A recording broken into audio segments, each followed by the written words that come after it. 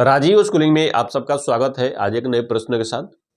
प्रश्न में दिया है कि किसी वस्तु पर 5 न्यूटन का बल लग रहा है। कोई एक वस्तु है जिस पर 5 न्यूटन का बल लगाया जा रहा है। बल की दिशा में वस्तु 2 मीटर विस्थापित होती है, तो कार्य क्या होगा इसका फाइंड करना है। क्या दिया है, जो दिया है उसको लिखते हैं। किसी वस्तु पर बल लगाया जा रहा है। कितना बल लगाया जा रहा है? 5 न्यूटन का। बल को F से प्रदर्शित करते हैं। F बराबर दे दिया है 5 न्यूटन, क्योंकि बल का मात्रक न्यूटन होता है। SI पत्ती में, CGS में डाइन होता है, तो हम न्यूटन लिख दिए 5 न्यूटन। बल की दिशा में वस्तु 2 मीटर विस्थापित होती है। विस्थापन को S से प्रदर्शित करते हैं, या डिस्प्लेसमेंट होता है, डिस्प्लेसमेंट को D से प्रदर्शित करते हैं। यहां लिख दिए D बराबर 2 मीटर। अब दिया है कि किया गया कार्य हमें फाइंड करना है, तो कार्य हम निकाल लेते हैं। कार्य को किस से प्रदर्शित करते हैं? कार्य को W से प्रदर्शित करते हैं। W बराबर हमें ज्ञात करना है। अब देखिए, बोले किसी वस्तु पर 5 न्यूटन का बल लग रहा है। बल की दिशा में वस्तु 2 मीटर विस्थापित होती है, तो किया गया कार्य ज्ञात करिए। कार्य क्या होता है? आम चल की भाषा में हम जानते हैं कि किसी भी वस्तु, अभी हम लिख रहे हैं, आप पढ़ रहे हो, तो यह कार्य है। जबकि साइंस कहता है कि कार्य वह है जिसमें बल लगाया जाए, और बल लगने से, जिस पर बल लगाया जा रहा है, उसकी स्थिति या स्थान में कुछ परिवर्तन हो, मीन्स कि वो विस्थापित हो।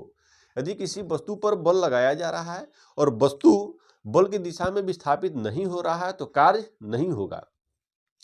जबकि देखिए, ये दीवार है और इस बोर्ड को हम धक्का दे रहे हैं।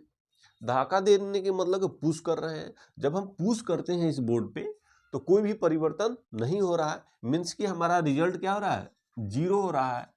जब रिजल्ट जीरो हो रहा है, तो हमारा फोर्स जो लग रहा है वो जीरो हो रहा है, क्योंकि रिजल्ट फोर्स, जब फोर्स जीरो हो गया तो रिजल्ट जीरो हो गया।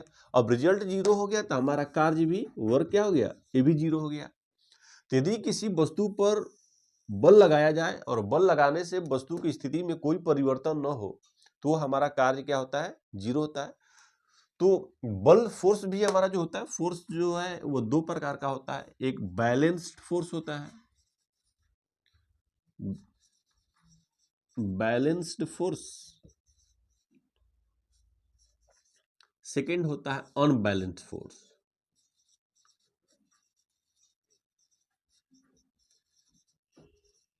बैलेंस फोर्स मीन्स जो होता है कि यदि किसी वस्तु पर बल लगाए और बल लगने से उसका रिजल्ट हमारा जीरो हो, कार्य जीरो हो और फोर्स जीरो हो, तो वो बैलेंस फोर्स होगा। इसी का अपोजिट होता है, यदि किसी वस्तु पर बल लगा रहा है और बल लगने से उसका कुछ न कुछ रिजल्ट प्राप्त हो, कोई कार्य प्राप्त हो, या वस्तु उस दिशा में विस्थापित हो जाए, तो हमारा अनबैलेंस फोर्स होता है। दोनों का अपोजिट होता है। मीन्स कि यदि हम वस्तु पर पुश कर रहे हैं, ये जो बोर्ड है इसको हम पुश करते हैं, धक्का देते हैं, धक्का देने से अगर बोर्ड गिर जा रहा है दूसरी साइड में, तो यह अनबैलेंस फोर्स हो गया। नहीं गिरता है तो बैलेंस फोर्स हो गया। अगर बल लगा दिए, कुछ रिजल्ट हमारा मिल गया, तो अनबैलेंस हो गया। रिजल्ट नहीं मिला तो बैलेंस फोर्स हो गया। तो ये हमारा कार्य होता है। तो कार्य कभी भी निकालने के लिए तो आपका बल होनी चाहिए, और बल के साथ साथ जिस वस्तु पर हम फोर्स लगा रहे हैं उसमें कुछ न कुछ विस्थापन होनी चाहिए।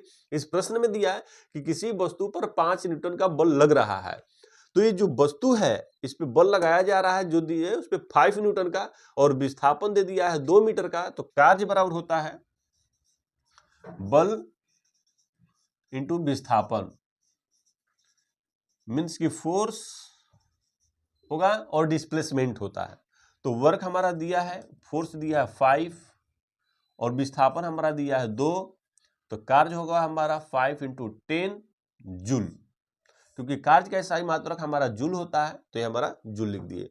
यदि बल और विस्थापन के बीच में कोई एंगल दे दिया हो, थीटा दे दिया हो, तो उस थीटा दे दिया हो, तब हमारा कार्य क्या हो जाएगा? W बराबर F into D cos theta, या आप कह सकते हैं F into S cos theta. यहाँ D डिस्प्लेसमेंट, विस्थापन है, S भी हमारा विस्थापन है। विस्थापन क्या होता है कि यह एक दूरी होता है। दूरी को S से डिनोट करते हैं, तो S भी लिख सकते हैं, FS कोस थीटा या FD कोस थीटा। कोई सर हो जाएगा 10 जूल, क्योंकि यदि किसी वस्तु पर 5 न्यूटन का बल लगने से वस्तु में 2 मीटर का विस्थापन होगा तो उनका कार्य क्या हो जाएगा, 10 जूल होगा। यदि अभी तक आपने इस चैनल को सब्सक्राइब न किया हो तो सब्सक्राइब कर लें, ताकि हर रोज आपको एक नई वीडियो प्राप्त हो जाए। राजीव स्कूलिंग से जुड़ने के लिए धन्यवाद। आपका दिन मंगलमय हो।